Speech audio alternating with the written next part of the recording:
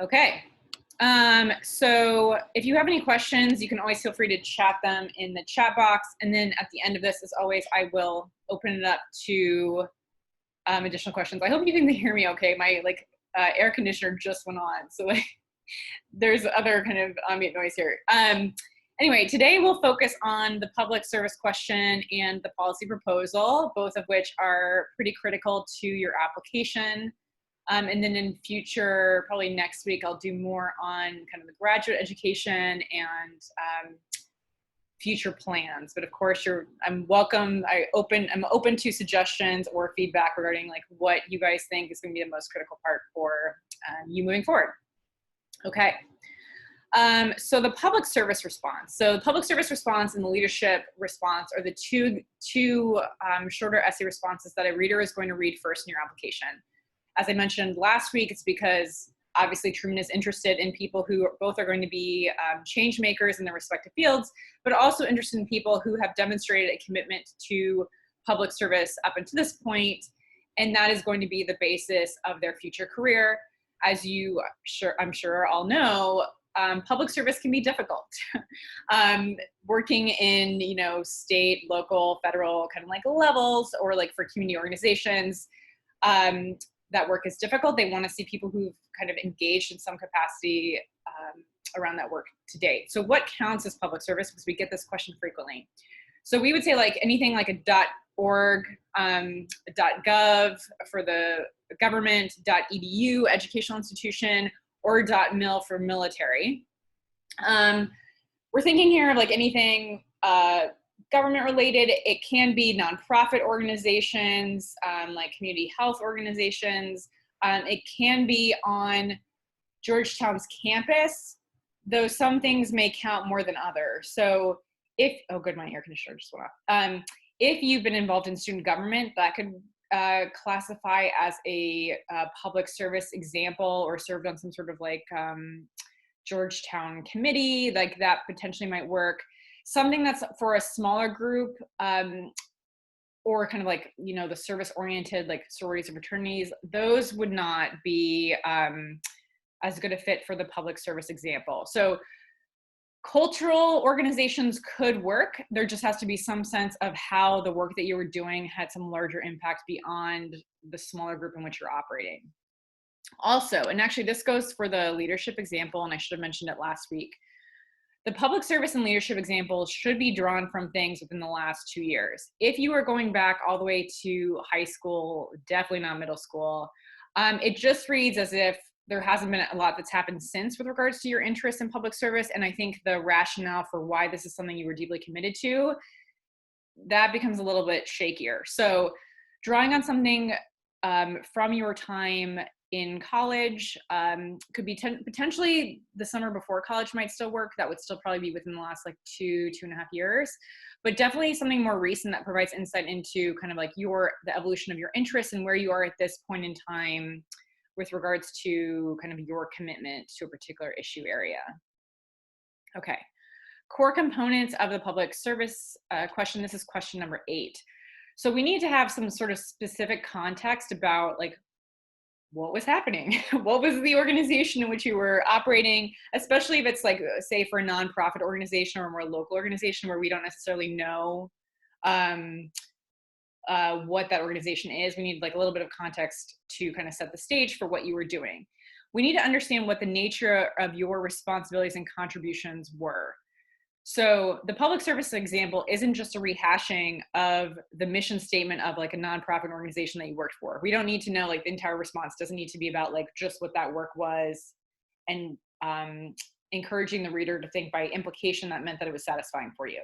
We need to know what you were doing, what you were involved in, kind of like the impact around that too. And then also what's critical, as with the leadership response, is devoting a little bit of time at the end of that response to thinking about how this experience in public service has informed your approach, or allowed you to think in new ways about something, or solidified your commitment to something. We need to have a sense of why this is meaningful. And indeed, the question on the Truman application even says like, what was a particularly satisfying public service example? So you need to be able to speak to why that was.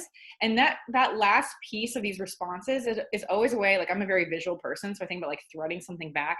That last bit of these responses is always a way of threading it back to like the larger theme, to reinforce like kind of your commitment to a particular like topical field or way of thinking about that topical field, and creates just a nice sense of coherency and cohesiveness across the application. Okay. So pitfalls to avoid. Actually, I already just mentioned this. Talking about the organization without getting into the nature of your involvement.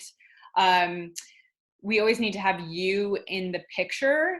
And actually, this gets into something I should have mentioned both for the leadership example and for public service.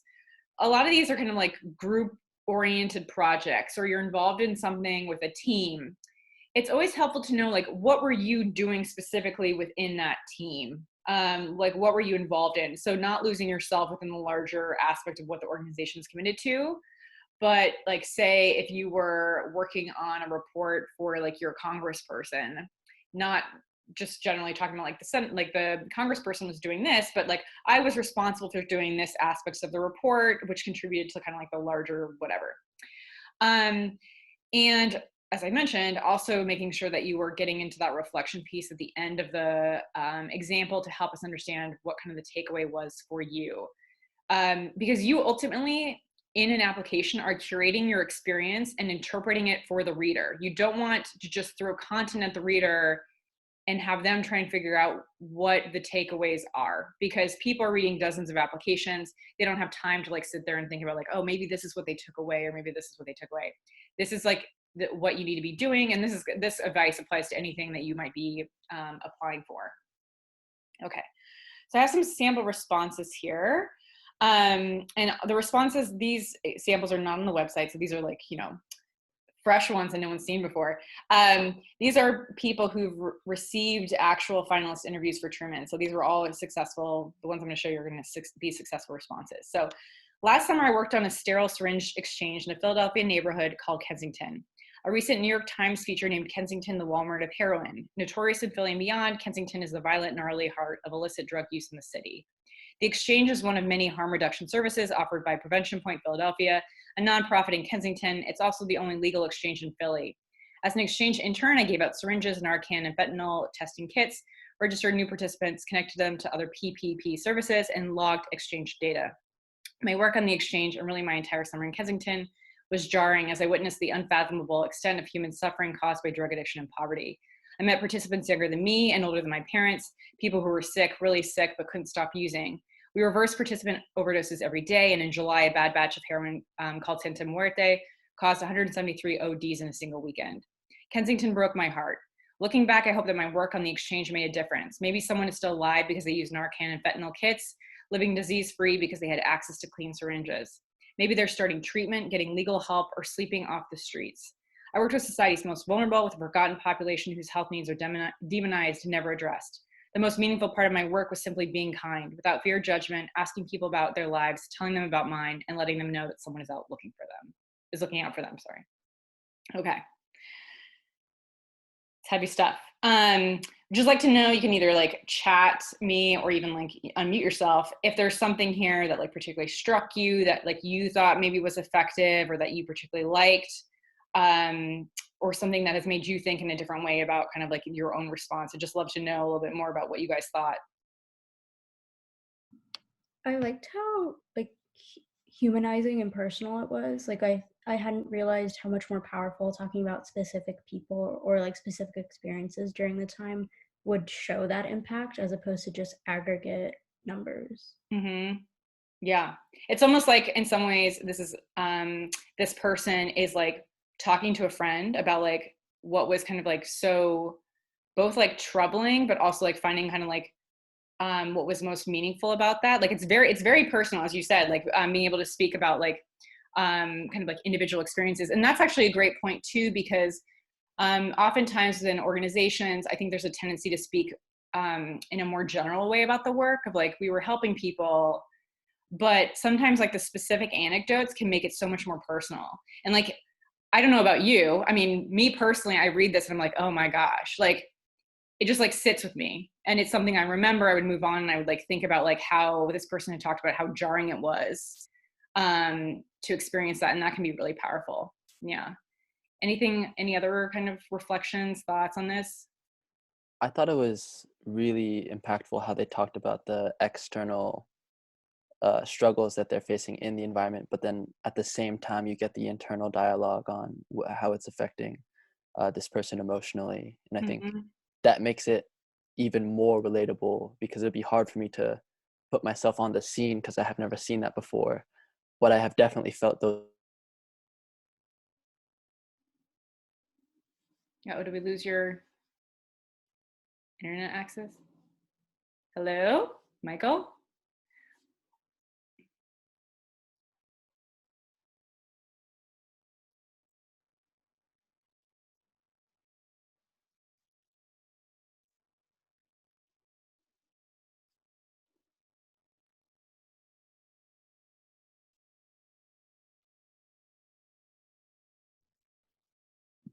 Sorry, guys. Lost my internet. These are the challenges of being on, dealing with the technology challenges here. Okay, so we're back. So Michael, sorry, when I cut off, you were talking about like setting the scene in some ways and talking about like how challenging was in some ways very powerful. Right, right. And I think the internal struggle as well was the part that made it relatable. Yeah. And I think this gets into a good point too, because I think there's a tendency when we think about like public service that everything has to be super rosy. Like in an experience, like, oh my gosh, like it was like, you know, rainbows and butterflies and like everything was wonderful. But in talking about a public service example, it can be like, you know, these are really challenging moments. Like whether because the work itself was super challenging and kind of like took in some ways, as this person's talking about, an emotional toll, but also within those challenges, perhaps finding what's propelling someone forward. That it's, you know, in this case, this experience was so jarring. Being exposed to such human suffering and pain was obviously very difficult, but yet it's trying to find those little moments in this and perhaps like move the needle forward or like address this in some way that was like what's so meaningful. So I think that gets into, I think, a really important point too. Any other reflections? I was gonna say, I really think that there is obviously nothing like lived experiences. Um, and I've always found that being vulnerable about your lived experiences and like the service that you've committed in correspondence with them is like very powerful. Just like not even for this application, but just in general. Especially, I think when you're discussing a topic like this, where usually there is a community that's not often listened to or prioritized, and I think that is very, very powerful. Mm-hmm. And I think it's great too. Like I think honesty and authenticity in applications always goes a long way. Like if you're in the mindset of thinking like, this is what the reader wants to hear, or like, I need to write it in this way, that's always the wrong way to think about it. Because ultimately a reviewer wants to get to know you and how you have experienced something and what you were thinking about. So authenticity always resonates more than kind of like cliched prose. So yeah, this is a super important point. I think if you find yourself using words like passion or like this, everything is my passion and like things like that, those can quickly like take us at like a 50,000 feet level that like oftentimes are kind of words or phrases used by most people. And so think about how can I show how that passion has developed or why I'm feeling that way rather than kind of just speaking about trying to characterize it in more kind of like cliche terms that we hear so often. So yes, authenticity like should be like one of your number one concerns. And I actually think this gets into another thing that I think is important about this example and why I wanted to share it is that, I mean, obviously you want to have the content. You want to make sure the content is here first, but you also want to think about how do I share the content? Because in this way, this was much more of a narrative than perhaps like you might have expected. And like the narrative approach can be really perspective. Like what is the hook that gets someone into it? How do you set the scene in a way that makes someone really interested and is compelled by like kind of what you're sharing? So once again, content should always come first, but then also thinking about like how am I presenting in a way that really provides insight into how I was experiencing it and why it was so meaningful. Okay. Any other final thoughts before we move on? Yeah, so I was kind of curious why this one would be like, I could very easily see this being pivoted for like a leadership essay. Mm-hmm. So I was kind of curious if you could like speak to how like something like this where it can kind of easily be like either a public service essay or like a leadership essay and how to choose. And Okay, that's a good question. And you might have a couple different things that could either like easily be repackaged or packaged for leadership. I think the difference is impact. Mhm. So public service is about how you were part of something that was meaningful, how you were a part of doing work that perhaps was in your topical field or gave you insight into perhaps like the challenges or like nature of that work in your kind of topical field. Leadership, what is so absolutely critical is to have a sense of impact. So what you were doing, how did that affect a larger community and create some like larger effect? Like did it initiate dialogue in some way that is like quantifiable or drew more people to the table? Or did you push forward a policy that was acting on behalf of certain populations whose voices are often left unheard? So the leadership example, it has to be something that you can be able to speak to the larger impact of what you did and not just kind of a one-on-one type of connection. So Truman will never be convinced by a leadership example that's like, perhaps I helped one person live off the streets. It's kind of like, we actually like kind of did an example like this last week because that there's like, it's kind of questionable, like what were you doing that actually had a larger impact? Do we have an understanding of what you achieved, how it made a difference in some way? But yes, like impact would be the key word, I would say, between the difference between the leadership example and the public service example. Okay, thank you. But that does get into an important point that, as I mentioned last week, leadership examples often, I mean, they could be like in your topical field. Many are not necessarily in the topical field that you want to go into. There would be more of an expectation that the public service example would be in your topical field. I would definitely say at least one of the either leadership or public service examples should be in your topical field, because if neither of them talk about your topical field, it almost raises the question of, have you been engaged enough around kind of like the issues that you want to go into to have some sort of like expertise or insight or positionality that prepares you to go and achieve something in that kind of field in the future. So really trying to think about how the public service example ties into like the topical field, either because it's like directly related, and indeed this person wanted to go work on addiction and drug policy in the future at the federal level, actually. So obviously it's directly related. So it can either be like topically related, or it can be something about like what the work was doing was giving you a perspective that's relevant to the work that you want to do in the future. But there should be some kind of connection there. Okay. So here's another response. During my time at the New York City Mayor's Office Commission on Gender Equity, I was the primary author and architect of the New York City Unity Project Blueprint, a citywide initiative to improve the health, safety, and success of the city's LGBTQ youth. I worked with the First Lady of NYC herself and dedicated public servants from over a dozen city agencies, soon coming to better understand the often difficult process of bringing starkly different stakeholders and policymakers to the same table. My job was to seamlessly knit together the goals of these disparate agencies into a single document that would announce to the public the city's commitment and plans to make life better for LGBTQ youth.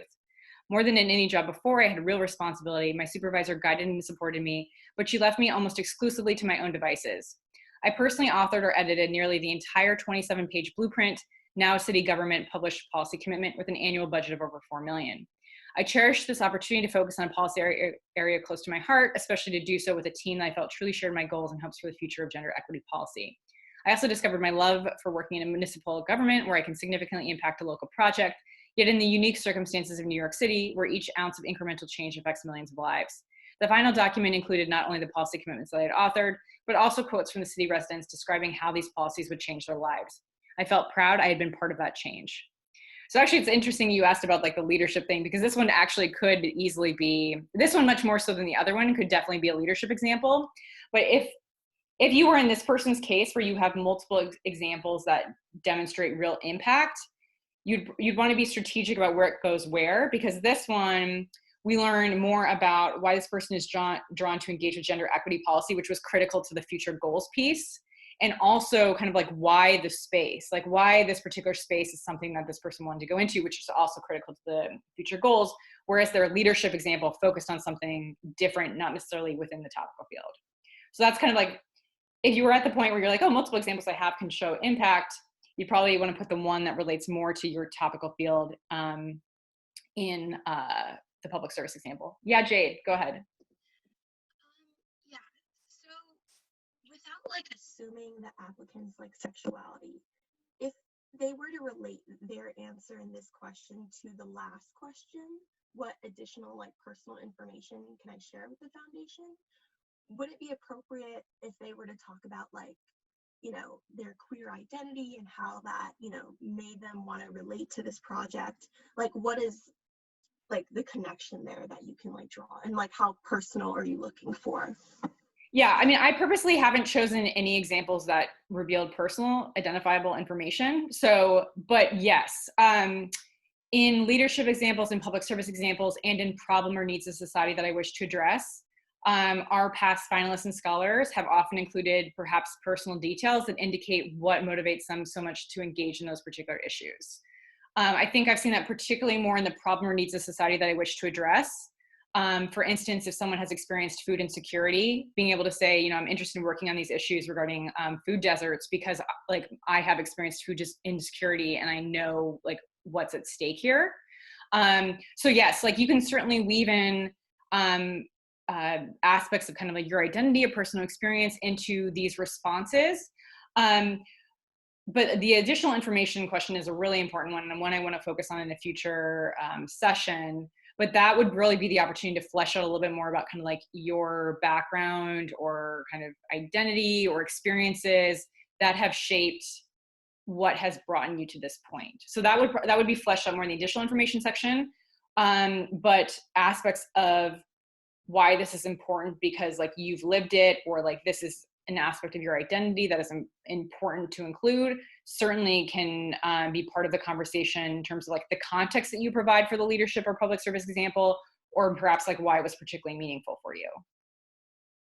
Yeah. Other questions or comments about this one? We're good? Okay. Oh, actually, I included one to test yourself. So we'll read this one and we'll talk about it now, given like what we just discussed. So the Sustainable Society is a facet of the university's Harvest Project, which is a collaborative effort on the part of the university, local nonprofit groups, and health and social services agencies to promote self-sufficiency and sustainable agriculture through organic community gardens. The program is designed to produce food for needy families. SS, that's kind of an unfortunate acronym, is a portion of the university's Harvest Project that is directly linked with the university. Logistically, SS involved weekly lectures on the social, political, and economic factors of our food system. In addition, we made a 6-hour commitment to physical labor on the farm, constructing tables, building fences, mixing soils, and planting, transplanting, and managing crops. In addition to the personal satisfaction I experienced from my participation, the university's Harvest Project has provided a paradigmatic, well, I don't only think paradigm, framework for solutions to problems that concern me. First, it has been a collaborative and interdisciplinary effort from the project's beginning. Second, SS demonstrates the success of focusing a multitude of perspectives within the context of a local community. The program organizers were concerned with the dependence created by importing 90% of the city's food supply and with forecasted social policy reform. As a result, they organized a program calling for the community to come together, practice sustainable agriculture, and help 40 needy families, thereby creating a concrete spirit of goodwill and charity. Thoughts? Either what you liked, what you didn't like, where you're like, that's a problem, that's a good point. What do we think? I think it spoke more to the organization itself than to the author's experience in the organization and how it impacted them. Mm-hmm. Yeah, I think that's good. Like, was there even any I in here? Maybe there was one I. Or maybe I can't even find it. Yeah, I think there was like one I, but there were also like we's. Yeah. And even, or maybe that's the thing. Maybe there's like one we and everything was the rest about the organization. Yeah. So I think that's a great point. Other. It was very wordy. In what sense? Like, what did you, like, what were you like, I have too much information about this? it was just a lot. It was just a lot. So, like, for example, the part that you pointed out, paradigmatic framework. You're right. It could just be paradigm there.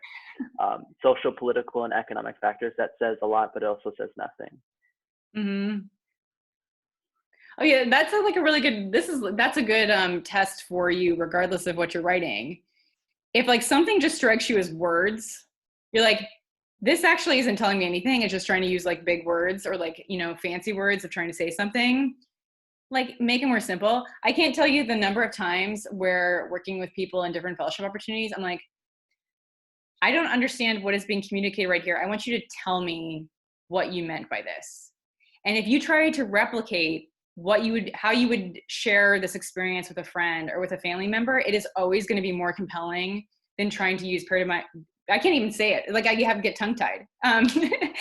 Paradigmatic framework for solutions. Like, that's just, so yes, like I think this goes back to like kind of the authenticity thing too, like trying to provide the concrete details, give someone a distinct sense of what you're actually doing, and insert yourself in the picture. So anything else people liked or didn't like?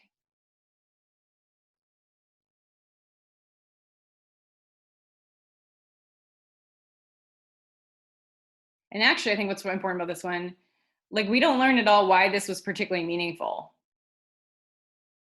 I mean, like, we have a sense of like what they're doing, which is like clearly like has some sort of impact, but we don't get why this was particularly meaningful or satisfying for the person involved. So always making sure that piece is woven in to the discussion. Okay. I'm not about to move into public policy. Oh yes, and I mentioned this. So generally it would be expected the public service example relates in some way to your topical field. Oh yes, last week I talked about that the recommender for the leadership example doesn't necessarily need to have seen you in that example. They would just need to have information about like your leadership activities in their spaces, so they could connect how they've observed you to like how this is reflective of a larger pattern of leadership. For the public service recommendation, almost always you would have someone, because since like it's like almost expected the public service examples and within like a kind of an organization or perhaps like an agency, an office, it would be expected that you would probably have a recommender who directly supervised you or was like your employer or something for the public service recommendation. Now, obviously there are some exceptions here, and I'm happy to answer questions perhaps like after this ends about this, if you have particular questions about a recommender for the public service example. And then of course, Truman also has more additional satisfactory and unsatisfactory responses on their website that you can check out and continue to test yourself and see how Truman was reviewing those responses. Okay, any final questions about the public service question before we move on to policy proposal? Are we all good? Okay. What am I doing here? Okay, moving on. Policy proposal. This perhaps, I mean, I'm actually curious. What gives everyone most stress here? Like, of the application, what is most stressful to you? You don't have to say policy proposal now, I'm just curious. You can chat it in the chat box. This is just good content for me to know. I feel like just the act of submitting it, like Okay. finishing it, but then like actually pressing the button to submit it, I think is like almost stressful. Well, you're not actually pushing a button in this case. You'll be emailing it. So there'll be Emailing like maybe pushing send. That is, and why is that? Because you think that like at that point it's what induces stress about that? Just like wondering if it's like good enough, but like knowing that you've done everything you can, but like also just being uncertain of whether or not everything you can do is actually good enough. Yes. Okay. So just to alleviate concerns here, you should never approach, and this, I'm glad you brought this up because this is like a common concern. And that's why I was kind of asked this question. You should never be concerned by like what it is to be judged. Like, you're not being judged. Okay. Like, you are submitting an application because this is an opportunity that would be exciting to have. And in the process, you are getting to kind of refine your goals and think about your experiences and reflect upon them. That is valuable, okay? So like you are doing this for you, you're not doing this for anyone else. Now, obviously there's an evaluation component in here some ways because a group of our, you know, members of our community who have great insight into Truman are reviewing the applications and saying like, who is the best fit, okay? But there's a difference between saying you're not good and you're not the best fit for this, okay? Because you are all obviously doing amazing work and you're all great at what you're doing, and that's wonderful, and like this is validating that, and so that's important. The whether or not someone is a good fit is a different kind of question, because that comes down to everyone's doing like really interesting work, but perhaps for this particular opportunity, what individuals' past experiences or kind of like trajectory best fit with the goals of the scholarship. And that's a completely different type of question, and one that you should never feel like if you are not invited to interview with our committee, you should not feel like that is a failure by any means. If anything, that's just, I think, a good motivation to think about, okay, what other kinds of opportunities, now that I've like reflected and taken stock of my things, what other kinds of opportunities might I pursue now that I have additional clarity in what I want to do, and pursuing those. And the reality is, I may have said this other times, but I will be a broken record on this because I think it's important to know. Probably for every like 7 things you apply to, you may get 1. Okay, that's just life. I mean, everybody like doesn't get things. This is why people have come up with failure resumes, because it's like, we need to be more transparent about the fact that people don't always win. But we only talk about when people win. We often don't talk about when people apply to things and they didn't receive it. I have received lots of things, but I haven't received way more things than I've received. And that's just, guys, that's just the reality of life.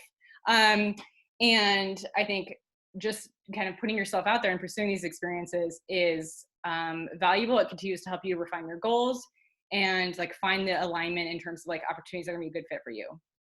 But so you should never feel nervous about hitting send, because if anything, you should be like, heck yeah, I just put together this application that took however much time and hours, and I have people that are writing for me and support me in this way, and that's a great thing. Okay, that was just like our, you know, my pep talk for today. But yes, you shouldn't be concerned about that. Okay, I have people who are telling me what they, okay, policy proposal, additional personal information, policy proposal. Okay, what do you want to do about cleaning your grad studies? Okay, future plans. Okay, well, great. Okay, so we're gonna focus on the policy proposal today, and this is good for me for what I should talk about in the future, prioritize. Okay, thanks guys. Okay, so policy proposal. This is the longest piece of writing in the application. I forget how many characters it is, how many words. I sent that out in an email so you can find that out. But the policy proposal, this isn't like an exam. It's not like you're like, you know, turning in, we're talking about midterms earlier. This is not an exam in which you were getting graded, okay? This is a thought experiment. And I think it's helpful to think of it as a thought experiment, because the Truman Committee wants to know, how are you thinking? Because like, so you've already just spent this time kind of outlining your experiences and your credentials, kind of what has brought you to this point. And now Truman wants to know, okay, you're working on an inherently complex and difficult issue, topical area. So how are you thinking about those issues in your field? Give us one kind of example or one kind of intervention that you would imagine wanting to work on that could be an effective intervention. Now, they're not obviously implementing your policy proposal. They're not like going and being like, okay, let's go have a team go do this and like see what happens. And if it like fails miserably, then like you somehow like, you know, you can't move forward in the competition. Like, obviously that's not happening here.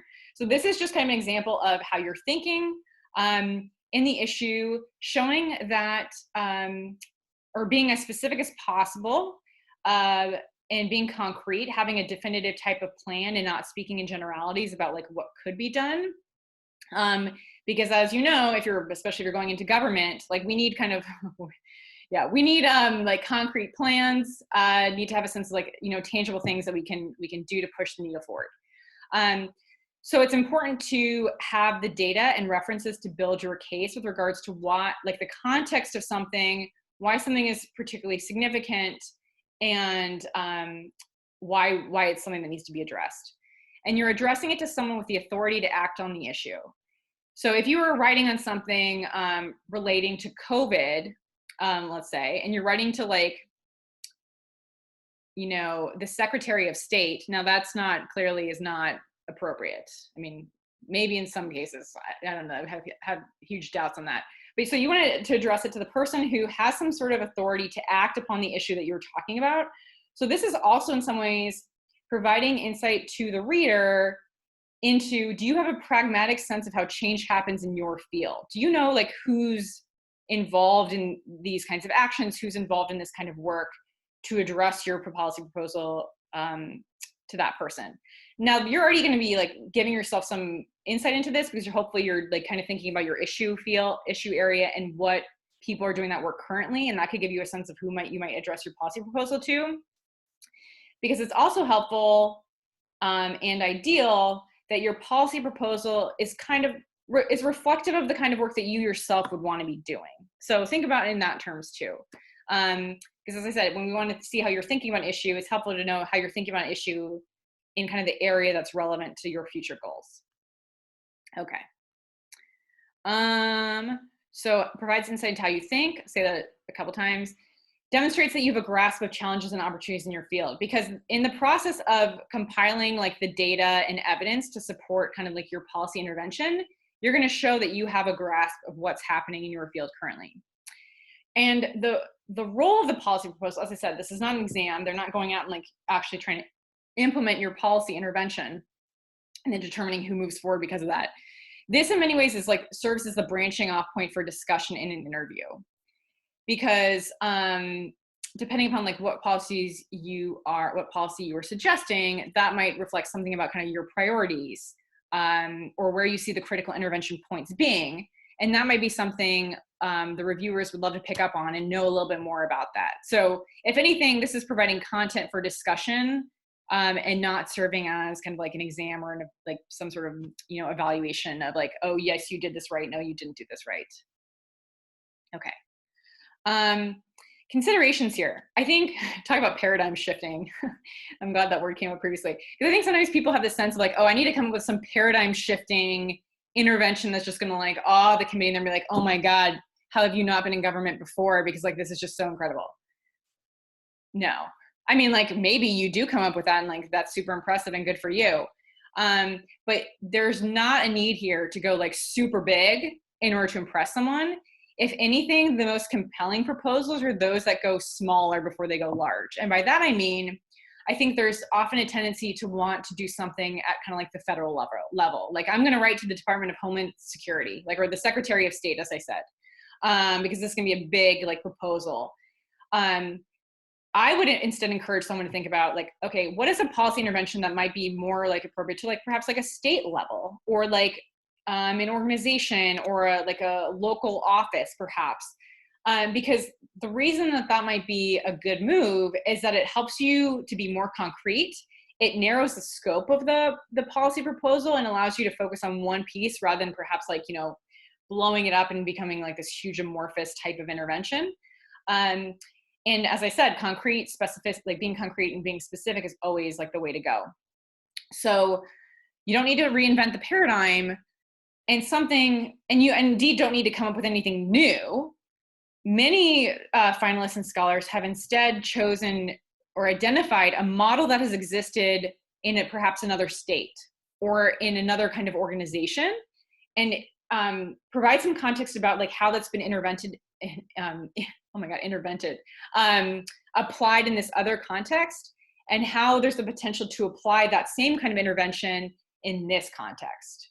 And that's a good move because it shows that you understand what's happening. Once again, when I said you want to demonstrate a grasp of like the kind of the field, that can help you be more concrete, gives you a blueprint, and can help you be specific about like how something's been successful in a different context and why there's now the potential to implement it here. Okay, and I also mentioned that it should be reflective of the type of work that you want to pursue in the future. Like you definitely don't want to be doing a policy proposal about like a different kind of issue entirely than what appears elsewhere in the application. It's going to give your reviewers whiplash and they're going to be like, whoa, like I don't even know what it is that you're like focused on or what you want to do. Okay. Questions about that before we move on to looking at examples? We're all feeling good? Okay. Let me just check. Okay. Sample proposal number 1. And this is great content, guys, because you guys won't get this on the Truman website. The Truman website does not publish policy proposals. So here we go. Okay, so this one we have addressed to Jim Barnhart, USAID Mission Director, United States Embassy in Amman, Jordan. The issue is expanding access to higher education for urban refugees in Amman, Jordan. And I will tell you, actually, this person, their first policy proposal was something completely different. And it actually was like flying more at the kind of like 50,000 feet level.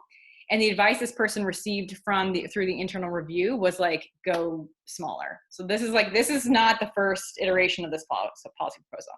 Okay, problem statement. In Jordan, where 80% of Syrian refugee populations live under the poverty line, only 4% of 80,000 college-aged refugee students enroll in university. Despite the desire to pursue a college education, these students remain hindered by high tuition costs and must instead compete in the informal labor market.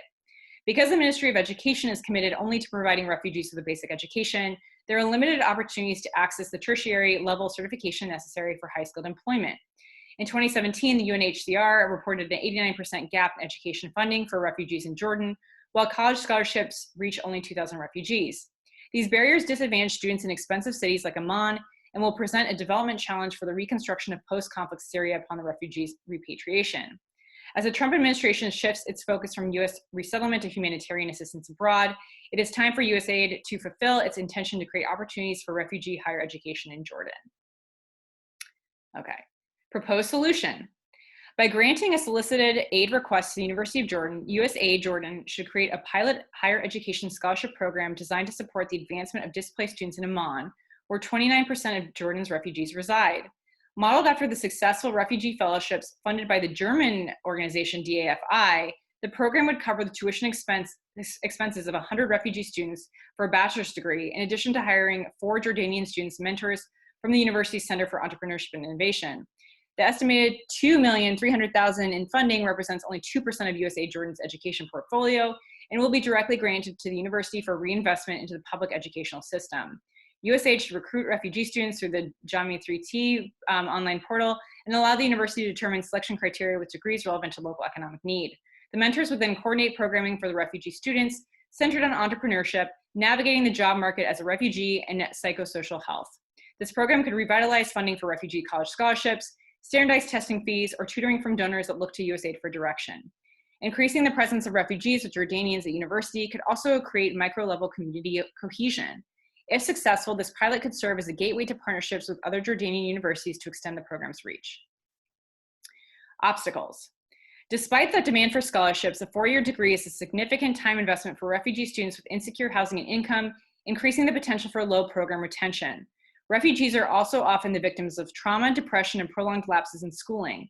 USAID may have to provide educational and mental health resources that go beyond what the university offers. Finally, supporting students in their employment search will have to take into account the limited number of labor market permits for refugees.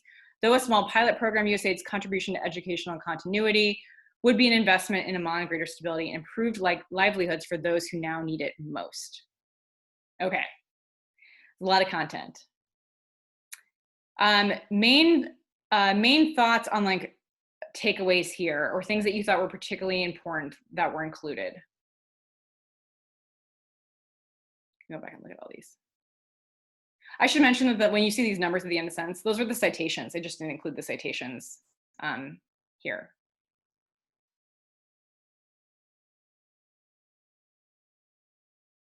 Anything that struck you?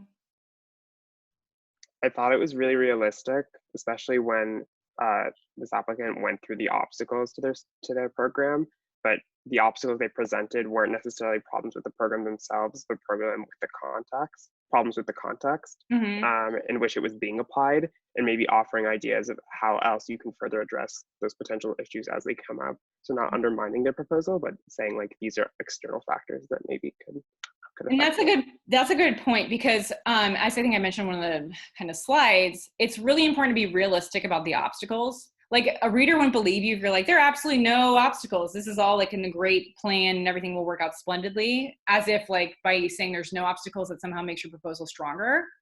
As we know, there are always going to be challenges and there are always going to be limitations. And it's important to be realistic about those and show that you're thinking through them and have identified them. So recognizing like there's oftentimes there's like the kind of social aspect of this, like the mental health piece about how do you support people through the advanced kind of education. and it's also going to be like kind of a financial piece, investment from them. But at the same time, in the rest of the proposal, we learned that this would only be a minor aspect of the educational portfolio in terms of funding. So like, actually, it seems like a pretty realistic one. And the other thing I want to mention is, given that I said that like you can come up with something that has is a model from elsewhere, or taken from elsewhere and applied here. This person talked about that it's modeled after a successful refugee fellowship funded by the German organization. So like, once again, they weren't reinventing I mean, in some ways they were coming up with some new programmatic elements, obviously, because there's a different context here, but this type of idea has previously been implemented within a different context. And we have the importance of having the statistics that set up the extent of the problem. So data and statistics are very important. And obviously you don't like, this looks like a lot of text, but actually this isn't like that much. Like, I mean, this is like a paragraph for a proposed solution and like a paragraph for the problem statement. So really you're not given that much space. So it's important to be as kind of like crisp and specific as possible with the space that you do have to do your policy proposal. Other thoughts on this?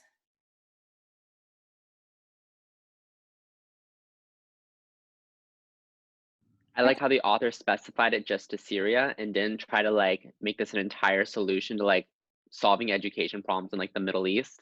Mm-hmm. Yeah, because that would quickly become like talk about a super messy problem. Yeah, so like keeping it, and it's like, once again, like when I was talking about like trying to go like a bit more controlled rather than go like huge, because ultimately this has to be something that like a reader could understand could be potentially implemented. I also think it's important to provide a little bit of context about what this person sought to do to, like, as I said, given that a policy statement should in some ways be related to what you want to do in the future. This person's short-term goals were to work within the US refugee system as a stepping stone to later work in global governance, serve as a program officer in the State Department Bureau of Population, Refugees, and Migration. Longer-term goals, become the Associate Director of City Resilience Delivery for 100 Resilient Cities, working with leaders of refugee countries to better integrate migrants into urban settings. And then ultimate aim was to serve as Middle East Regional Director at UNHCR, enhancing urban refugee protection at multilateral level. So their main interests were thinking about like, how do we better integrate refugees into these urban contexts and ensure their kind of like protection and stability. So like this proposal, developing like this advanced education, like these advanced education kind of scholarships, was perfectly in line with the kind of like, you know, ultimate aims that they sought to achieve. Okay. Questions? Would people want to do, I'm sensitive to time. Would people want to do another proposal or open up to questions? Do you have a preference? Could I ask a quick question? Yeah.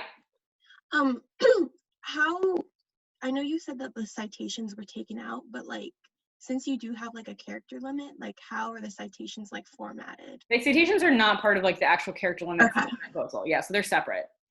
And actually, like, it probably was confusing. In the documents I sent you, there was like the policy proposal document, and then there was like a separate like policy proposal page 2 document, and the citations would go in like the policy proposal page 2, but then kind of like appended to it. So yeah, you don't have to worry about character limits by including the citations. Other questions? What would be most helpful? You can like privately chat me if like you don't want to like share your preferences out loud, or if people, whether you want to just Doing like, another proposal would be great. Okay, we'll do another proposal. Thank you for like, you know, taking the lead on this one.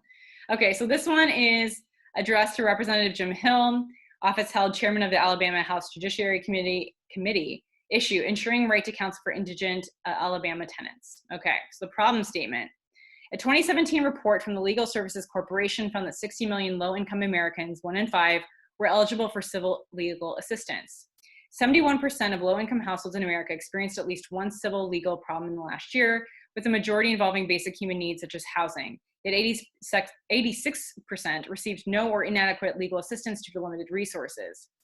Access to legal aid in Alabama is among the worst in the country. Alabama is ranked the 6th poorest state, with 25% of Alabamans qualifying for legal assistance. According to data from the National Center for Access to Justice, Alabama ranks 41st among all states for access to legal aid. For every 10,000 Alabamans who qualify for legal aid, there is fewer than one civil attorney. Having access to counsel can mean the difference between keeping or losing a home for low-income families facing eviction. Studies show that parties represented by legal counsel are on average 40% more likely to prevail than parties who represent themselves. A 50-state survey conducted by the National Coalition for a Civil Right to Counsel shows that no state to date has provided a categorical right to counsel for low-income tenants facing eviction. To date, New York City is the only local government to do so. A 2016 report from the New York City Mayor's Office shows the impact legal counsel has had for low-income tenants facing eviction since it implemented a right to counsel in 2014. In 2013, only 1% of tenants had legal representation in housing court compared to 99% of landlords. Today, more than 1 in 4 have legal representation, and evictions have fallen 24%. Proposed solution. The Alabama House Committee on the Judiciary can address the legal aid crisis facing Alabama's poor by proposing legislation to amend Alabama State Code to guarantee a categorical right to counsel for indigent tenants in eviction cases. Alabama's current state code already provides for the appointment of counsel for indigent parties in other civil cases, including for indigent parents facing termination of parental rights. Guaranteeing a categorical right to counsel for indigent tenants facing eviction will result in substantial cost savings for the state of Alabama in the immediate and long term. A 2015 report by Community Services Analysis, LLC, the leading provider of social return on investment analysis in the United States, showed that the state of Alabama invested $8.7 million in legal aid services, but gained over $77.1 million for 884% return on investment. For every $1 Alabama invested in legal aid services, it received $8.84. According to the report, the benefits included cost savings on emergency housing and legal fees resulting from evictions proceedings. Obstacles. The major obstacle in implementing a categorical right to counsel for indigent tenants in eviction cases in Alabama is likely to be financial costs. Although there is no data to date on the exact cost, it is likely to require serious financial investment from the state. Yet the return on investment is guaranteed to be substantial in both the short and long term. Comparing data from the case study in New York City, a 2016 report from the New York Bar Association showed that the city's $100 million annual investment in legal aid services will result in cost savings of $340 million as a result of lower eviction rates and decreased needs for emergency homeless shelters and transitional housing. Okay. Anything that stood out to you about this one?